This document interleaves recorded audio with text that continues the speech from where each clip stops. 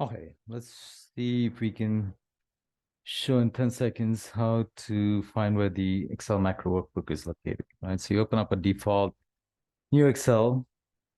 You can easily find out how to enable a developer tab. So go to record macro, leave everything at default, say set this to personal macro workbook, say okay.